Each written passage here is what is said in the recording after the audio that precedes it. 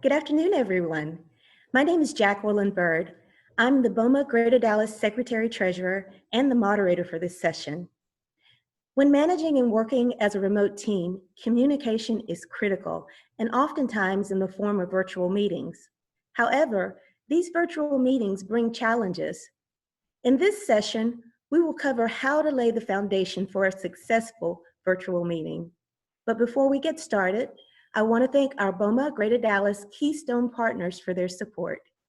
America's Corporate Building Maintenance, Blackman Mooring, Britain, CertaPro Painters of Far North Texas, Citywide Building Services, the Flynn Companies, Reef Parking, Property Paving, Texas Roof Management, and United Mechanical.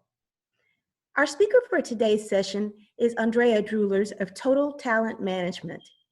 With over 25 years of global experience in managing consulting and talent development, Andrea provides in-depth expertise in leadership, executive coaching, change management, and business etiquette.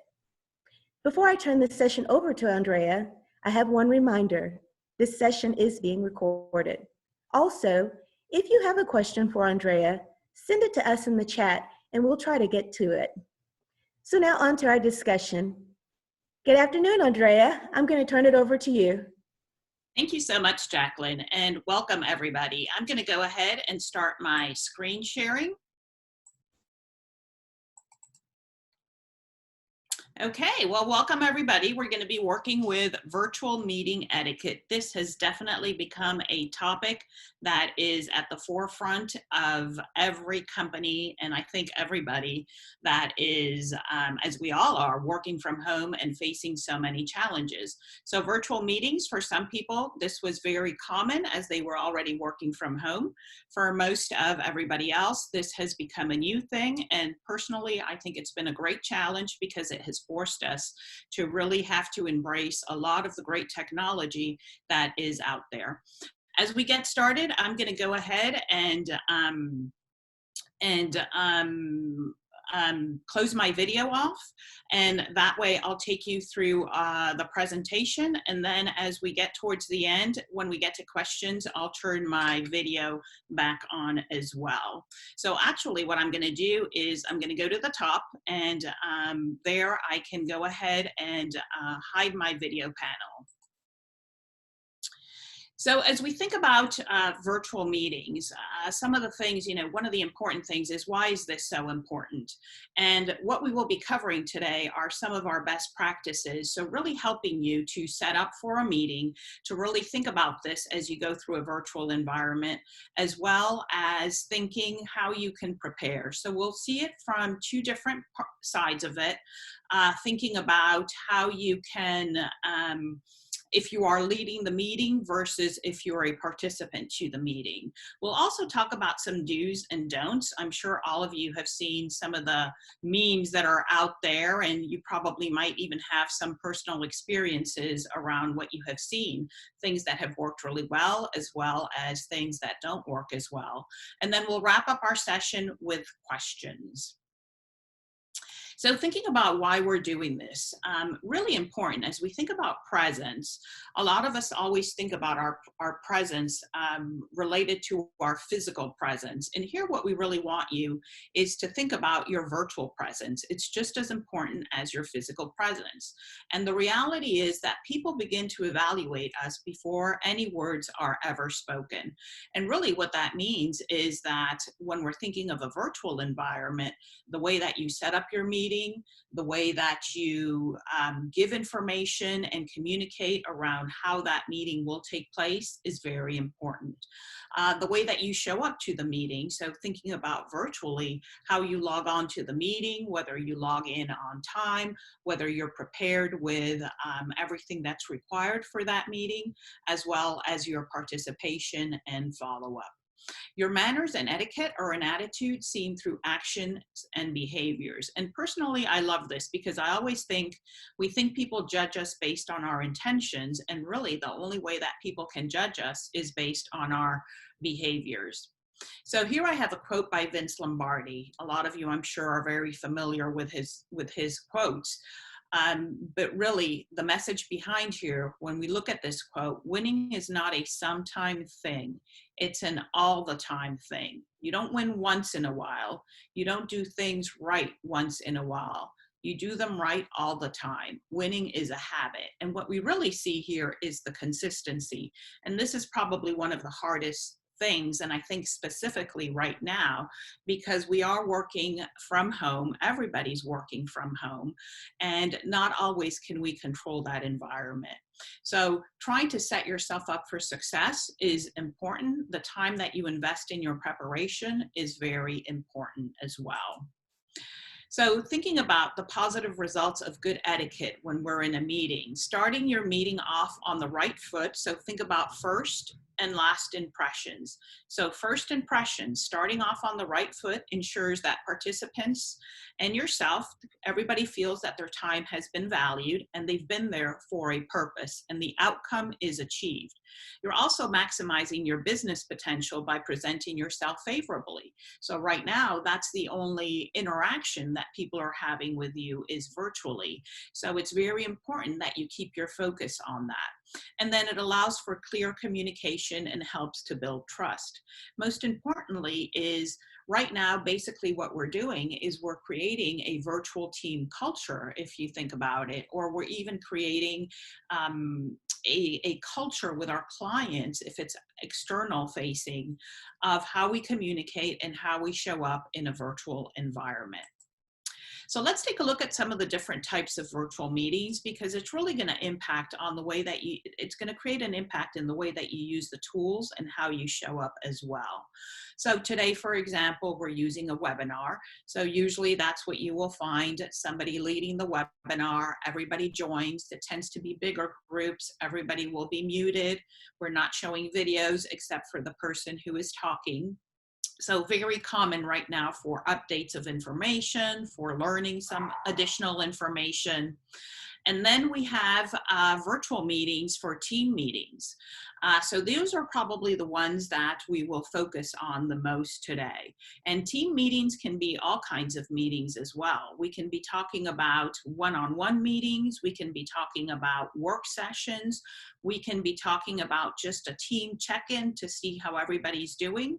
And once again, I think here's where we've seen a little bit of a shift where we've personalized a lot more of these team meetings, because we are all working from home. So we have a little bit of more access to what that person's home life might look like. And then we have training. So having sessions, running virtual sessions for training. There's been a huge shift in going from classroom training, face-to-face training to virtual training. So a lot of organizations already had their learning management systems through which they were pushing training. And right now, really the shift and the big question is, do we need to do a little bit more of that? And so you will be finding more and more sessions that will be taking place virtually. And for that, you have a series of collaboration tools and platforms that are used for that. So we think about the different levels of technology, and you probably have been exposed to a few of these already. But really, when we think about those team meetings, most of the platforms that are being used are Skype, Skype for Business. We also have Zoom. WebEx has been a big one. GoToMeeting, Join Me have been a couple of those, all of the ones that are on the top row. All of those have different versions. So you'll also see some differences as you work with people, where depending on the version that exists, there might be more or less collaboration tools. The amount of people that can join the meeting might vary as well. In the bottom row, you have applications like Microsoft Teams, as well as Slack. There, what you will find is these are applications that are used for more closed teams, and they allow teams to really participate in real time. So we don't have to be going through email all the time. Personally, I really like Slack for when you're working with a team. It also allows to create channels to address different topics, as well as it allows to be able to post documents that need to be used.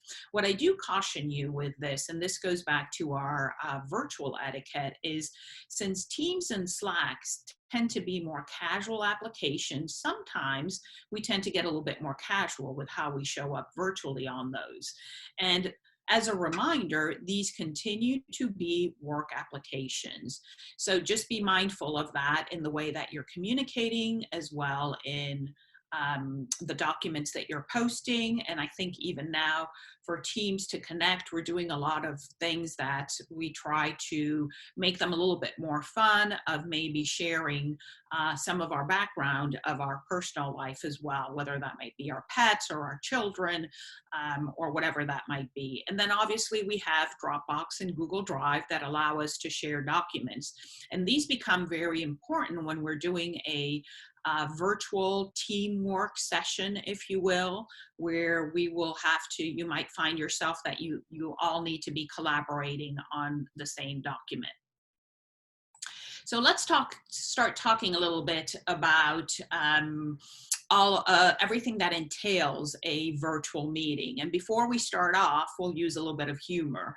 I'm sure all of you have been exposed to the wonderful and fun memes that are out there on Twitter, as well as on Facebook or Snapchat or whatever social media you use.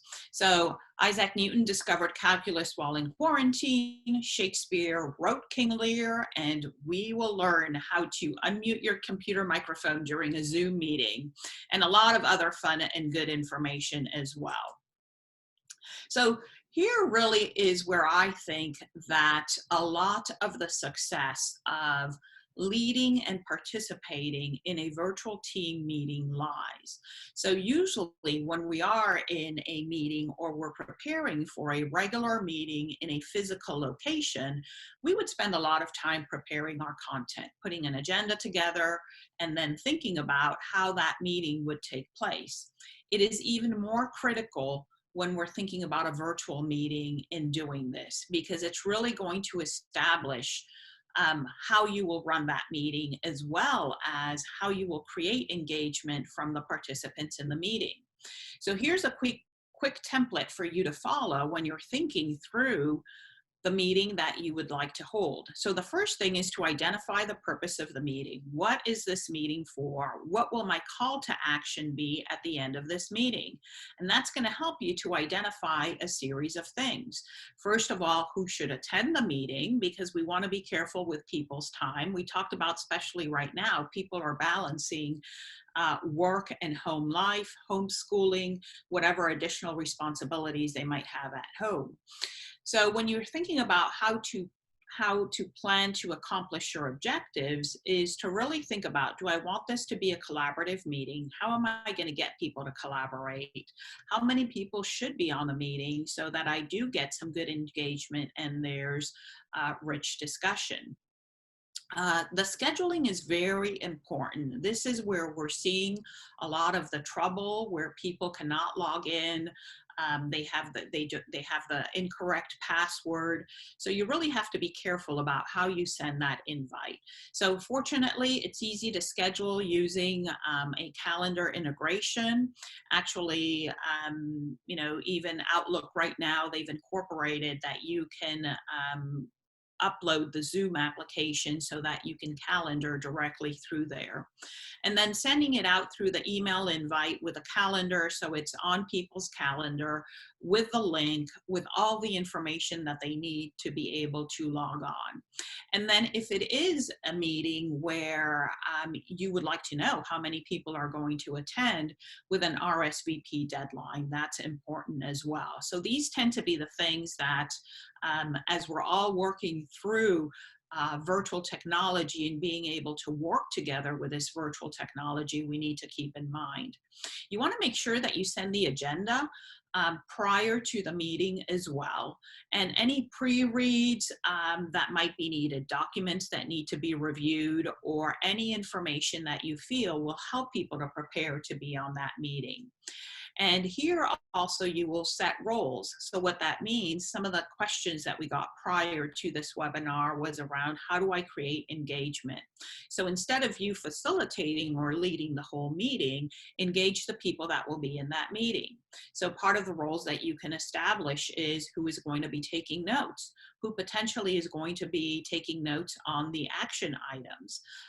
Potentially you could establish that somebody is going to be the person who is asking people to participate. So at certain points in time, kind of the mediator or the MC within that meeting. You can also establish prior to the meeting in that same communication what some of the ground rules are. So how you would like people to log on, what screen view you would like them to have. If you know some people have been having difficulty with technology, you might even ask them to download those documents so they have them available to them. Or if it's documents that you might need to write on, you might ask them to print them out as well. Let them know whether you will be using video or not for the meeting. Also, you might once again reinforce how to use mute. That seems to be a big one, right? That we put ourselves on mute and we try to talk and nobody can hear us. And then also how the chat box can be used as well. So will it be used as a parking lot? Will it be used for questions? So just giving some ground rules around that is also adds will add time to your meeting afterwards. Being the host, if you are the host, I always encourage people to log in 5 to 10 minutes before. Zoom has enabled now a waiting room, so that's a great thing. Many times people have back-to-back meetings scheduled one after the other, and if you don't enable that waiting room and you're using the same meeting ID for different meetings, that might cause some backup or people entering a meeting room before your other meeting is done. So that's also something to take into account. And most importantly, we are working with technology. Technology is great when it works, but it seems to have a mind of its own. So testing your technology, if it is a very important meeting, something that I tend to do is I will always do a dry run, and I'll even record it. Sometimes I'll even go onto the Zoom platform and record my meeting there, and then I'll listen back to it to get do some self-assessment and some feedback as well. So let's move on to starting the meeting. So the day has come. We're about to participate in this meeting, or you're about to facilitate or co-host a meeting. So show up on time. That's one of the most important things. If you're the facilitator or the lead on that meeting, you should have logged on a little bit before. And for everybody else who's participating, think about it. It's just like a physical location. If we're in a meeting room, every time somebody shows up and sits down, it creates a distraction. So we want to make sure that we keep a good flow of the meeting. If for whatever reason you know that you're going to be late, let the host know so that they can also manage that as well, and it doesn't cause a distraction as they're leading the meeting. Be prepared. This is a key one that I find is critical, and more so when we're talking about creating a good virtual culture within the team. It's part of honoring. If somebody has sent you something, it should be something that's important and critical for the discussion that's going to take place in that team. If it's an optional read, please identify it as an optional read. But it's important that if we do show up at that meeting, we all show up with the same level of preparation. Because if not, the discussions really get off track. Some people did read, some people did not read. A couple of rules that you might clarify as you're starting the meeting. What kind of screen view will you be using? Sign in names, that's a big one. A lot of people, when you sign in, potentially the name, you might even be using somebody else's technology. The name might not reflect who you are.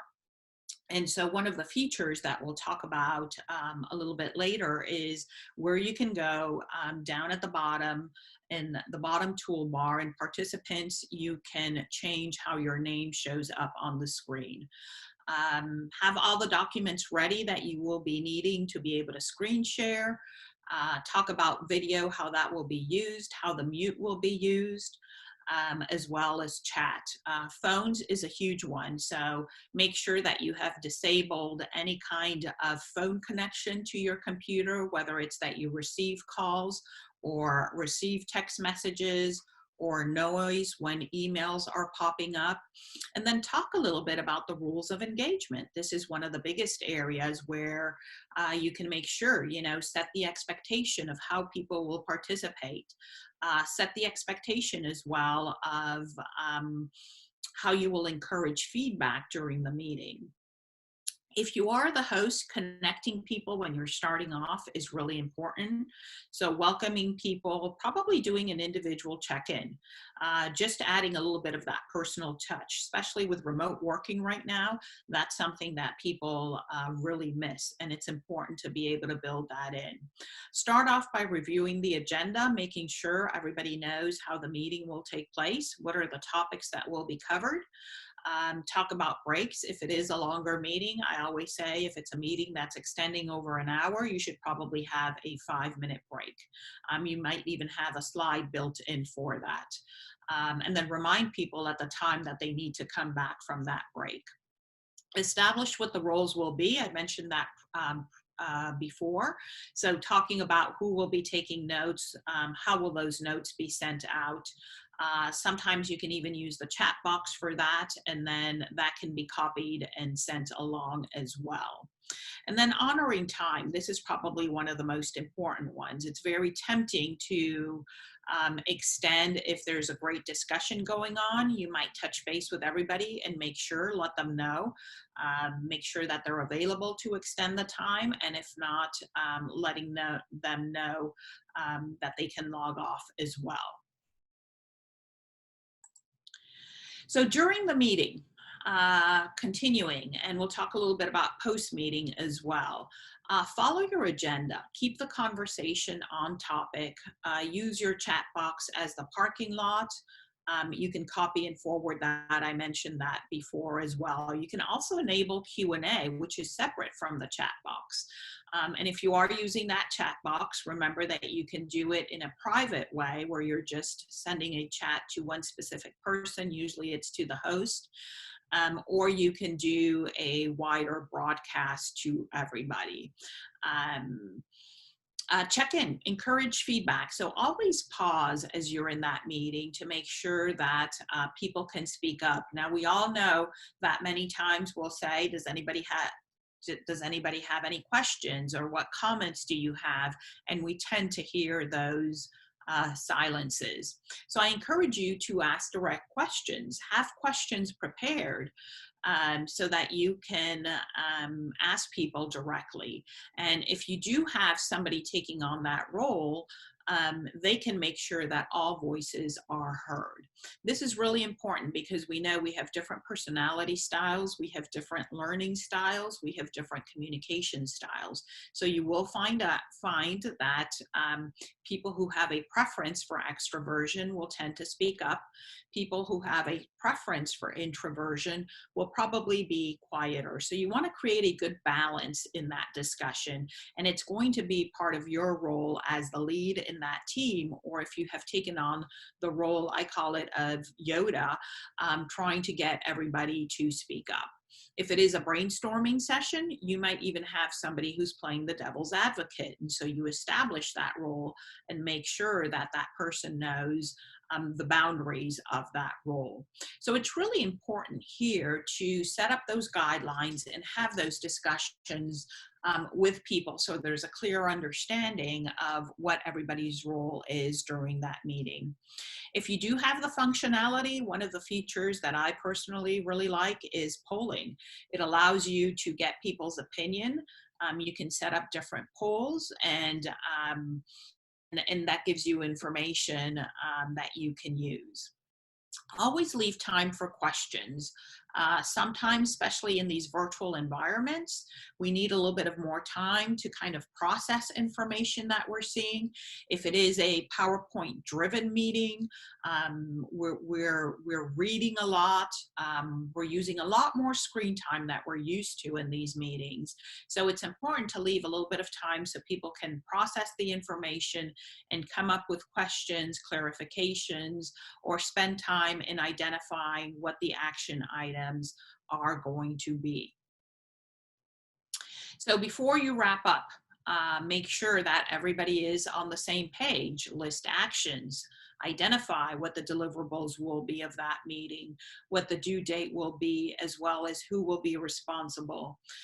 Something here that I like to include is ensure that virtual attendees as well as in person, if you do go to a blended version, once that we leave um,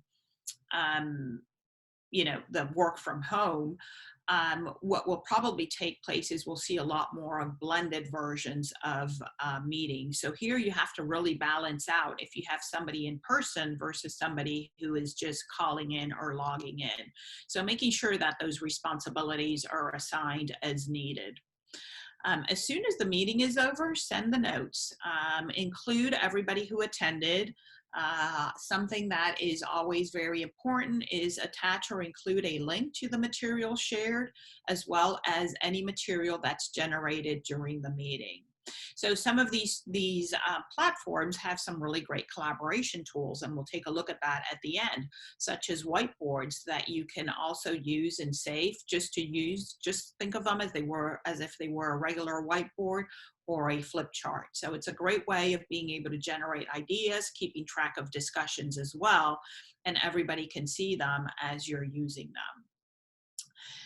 Something important right now is to ask for feedback once you've been done with a meeting. Everybody's looking for new ways to improve, how we can make this better. It varies per team. It varies per type of meeting. So always ask people at the end. You could do this through a poll, or you can just ask them to send you a couple of ideas on what worked well and what could be done differently. And then also take the time to follow up. So if you do have key players that potentially could not attend the meeting, make sure that somebody who did attend the meeting circles back with them. And then something that I like to do as well is to poll for the reason for absence. And I think that right now is very important, once again, giving the work from home environment, because a lot of families right now are dealing with homeschooling and taking on joint responsibilities within the household. So potentially the time when you were scheduling that meeting might be the time when maybe one of the younger kids has to log on for schoolwork. So there might be some differences with that. Or it could also be due to, if you're working with people across the country, some of the time differences as well. So you want to make sure that you take that into account to guarantee that you have the best attendance possible. So a couple of do's here. Close all non-essential programs. So make sure that you don't have a bunch of programs opened up. One of the questions that we had was, how do I make sure that I do not become distracted? So one of the things to take into account is if you do have pop-ups, that's probably going to create a distraction. So best practice is turn off your phone, close all non-essential programs, and give your attention to that meeting just as you would if you were face-to-face. So think about it. If you were in a physical room, would you have your phone up? Would you be checking your emails? Would you have your laptop open? Would you be checking your emails? How would you be showing up to that meeting? And it's exactly what you're doing as you're showing up to the virtual meeting. Position your camera. This is a big one. A lot of people have difficulty with this. So think about whether if you're on a laptop or if you're using a desktop, how you position the camera so you make sure that people can see your full face, specifically if you are using video. Best practice for that is to usually elevate a little bit your laptop so the camera is at eye level, and that you're looking at the camera instead of, what we tend to do is come up very close to the screen as we're trying to figure out how do we mute our video, or how do we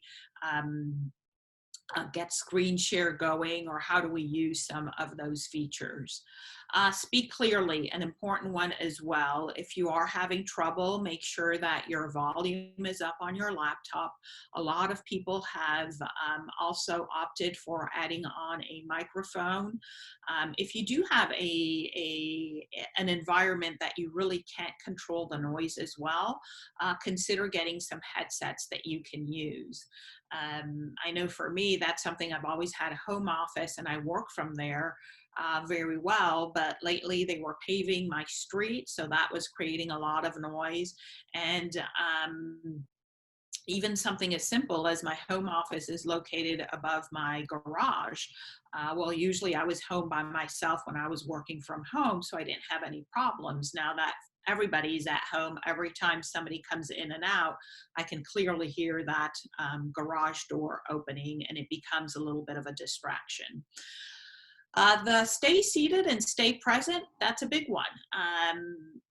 It's very distracting if you are in a work session where videos are on, where you're constantly seeing somebody getting up. Even if they're muted and you can't hear the noise, it just becomes a distraction. And once again, it just creates that question mark of where is that person going? So you want to make sure that you have your environment set so that you have available with you everything that you will be needing for that meeting. Now we know things happen and it might be an emergency, so you take that into account. Keep body movements minimal. So that's something that, especially when you're the one who is talking, making sure that you are not swiveling around in your chair, or you're really moving around, or maybe you're even wearing some heavy jewelry that's creating noise. So you just want to be focused, looking at your camera and looking at the people that you're talking with. Dress appropriately. That has become a big one and an interesting one. So a lot of questions that we get around there are, do I dress up as I show up for work? So there, once again, I challenge you to think about, how do I want people to perceive me? So potentially, if it's my close team, we're working together, that might be something that we even agree on. Maybe it's more of a business casual that we're doing. So what would be some of those do's and don'ts that you want to take into account? So we've seen a lot of things as people will dress up and maybe wear the correct attire, waist up, and then they have their pajamas on. Something happens, they have to get up, and that puts them in an uncomfortable position. If you have any doubt whatsoever of what you're going to wear, if that's appropriate or not, is this t-shirt too old? Is this t-shirt graphic? I always tell people, if you have some kind of gut feeling or second thought, don't wear that. Choose something else. Natural lighting is a big one as well. And this is specifically if you're going to be leading a big session. Usually if you can be close to natural lighting, that's going to provide better lighting than having lights on. Be careful with fans. Those tend to create also shadows above you, or even sometimes we can see the fans on the cameras, and those become a big distraction. With your background, so this one is difficult to gauge, right? Some people have the luxury where they do have a quiet room that they can be in. It might be a home office, it might be a library, a den, a living room. For other people, that is not the case. And I would say that for most people, it's not the case. So I really think that we have to be a little more tolerant in these uncertain times. There is an option on Zoom where you can change your background. There, I always tell people, try to come up with a very neutral background. Don't use something that's very distracting, because that will take away from the meeting. A couple of don'ts. Do not be on other programs. That's a big one. We can tell when somebody is multitasking. That person becomes silent. You might even hear them keyboarding, right, if they have not muted. And I think that shows, once again, we go back to that visual presence. It just shows a sign of disengagement. It can be interpreted as disengagement.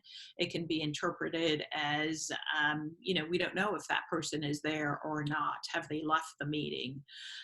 Make distracting sounds, so use your mute. Distracting sounds that might be anything from your AC that kicks in to pets that we have in the background, external noise. It could be, the other day I was on a webinar and I think the people who did their landscaping had showed up. The next one is an important one. So here again, food. We've heard a lot. Everything that I have on this chart is because people have brought it up or it's been seen. So really we say, once again, especially if you're talking, don't have food in your mouth or be chewing. We've had questions around vaping. So anything that you would do in I would say everything that you would not do in a meeting where you're there physically, try to not do it when you are in this virtual setting. And then the last one, interesting enough, this has come up quite a few times. Do not take your phone or laptop to the restroom. And you know, you might be right in the middle of the really important call, really important meeting. Please be mindful of those things. We've had a couple of incidents with that, and it's been very uncomfortable for everybody who has been on the call, or for that person when they've realized that maybe they didn't mute their laptop when they thought they had muted it as well. So a couple of things when we're thinking about strategies to be able to participate. This is important, especially when you are going to go into a meeting, because it is tempting to just stay quiet. Like I said before, there's different communication styles, different preferences. So this is something that I use a lot in my coaching practice, and it comes from Mindy Hall's book, Leading with Intention. And it just gives you a little tool to think about every meeting that I step into. What are two questions that I want to ask, and what are two things that I want to contribute to this meeting? So what are the contributions that I would like to make? So this gives you a very brief template, and it just helps you to focus, to create engagement, as well as to engage and stay focused. So a couple of tools that you have within Zoom. Zoom is one of the platforms that is being widely used. It's constantly getting updates. There's a lot of tutorials on the Zoom site as well that you can use to learn about the different tools that are offered. The more you know, the easier it will become. I encourage you to practice and to learn about the different features and functions that the virtual platform has, the virtual platform that you're using. So there's all kinds of different things. Who's going to be the host? Who's going to be the co-host? That's going to determine how you can manage those different features and functions. Are you going to enable the waiting before the Zoom meeting? And this is actually something that they have established, and now it seems to be the default mode, the waiting room, as well as requiring a password. Are you going to record the meeting or not? It's always important to let people know if you are recording, and that's something that, depending on your organizational culture, you might decide to see if that's something that you know, is approved to do as well. The use of video, how you will use video, depending on the amount of people that are in that meeting. It's important. I tend to like to use video if it's up to probably 10 people. After that, it gets to be a lot of people, especially if we're screen sharing documents. At that point, it might be better to just keep the focus on the documents that you're screen sharing. Now, if it's an informal gathering of the team, that was one of the questions as well, there you might decide to have kind of that Brady Bunch look in your video, when it's more of, hey, let's just connect and have some quick conversations here. Using the mute button is an important one, and knowing when to unmute as well, so you can keep the flow of the meeting versus having to go to the chat box and ask people to unmute. Screen sharing as well, you want to have that activated if there will be different people screen sharing at different points in time. Identify what views you want to have for the videos so that they're not in the middle of the PowerPoint if you're using PowerPoint, how the chat box will be used. Zoom has the feature of a whiteboard, and that one you can access when you screen share. It will pop up as one of the options there. The great thing about the whiteboard is that it allows you to share information. Some of the Zoom options have polls as well, and then you have your annotation tools. So those create collaboration as well. So I'll give you a quick pop-up here of what some annotation tools are. For those of you that are not familiar, you have them up on your top bar. And some of the things that you can do is, for example, you can draw. So you can choose to, for example, if I want to let you know what I'm talking about at this point in time, I can say, okay, let's focus on host, co-host. I can even change the color of that if I want to use a different type of highlighter. So all I do is go to format and choose that color. I can use something called stamps, and this is a great one that you can activate so everybody can use that. So for example, I could have asked here, what are the tools that you use the most in Zoom? And so here, for example, I could say, okay, I use record, I use video, I use polls. And so you allow that option there. And if you need to erase something, you have an eraser and you can just quickly erase that as well. So the more you play with this, you'll realize that you can really create some options for interaction and that keep people engaged and also creates a little fun as you're working with these different applications. So you can also go ahead and clear everything as needed as well once you are done with this. So for some reason here, actually this has frozen on me.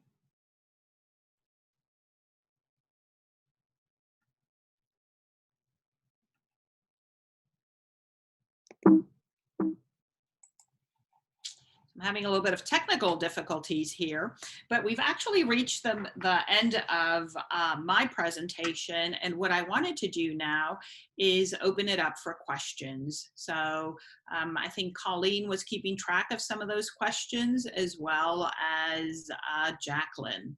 So if you'll let me know if we do have questions, what might be some of the ones that we can go ahead and take a couple of minutes to answer. So if you have questions, go ahead and put them in the chat. I know that Andrea has given us some really great information and a lot of information, as well as answered some of the questions that were posed during registration. But if you have a question, now's a great time to put it in the chat.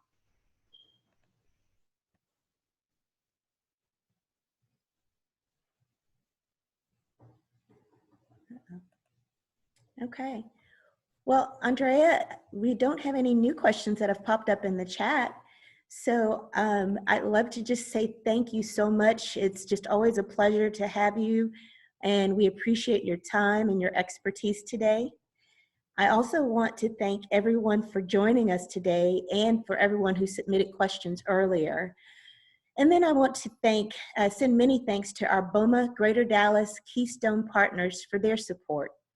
America's Corporate Building Maintenance, Blackman Mooring, Britain, CertaPro Painters of Far North Texas, Citywide Building Services, the Flynn Companies, Reef Parking, Property Paving, Texas Roof Management, and United Mechanical. And then finally, we know that so many of you have asked us to cover topics related to reentry. So we've formed a reentry task force to examine this subject, and we'll hold webinars this Friday and next Monday on topics related to reentry. For more information on our webinars, please visit bomagreaterdallas.org. And until then, have a good day, and thank you very much. Thank you, everybody. It was a pleasure.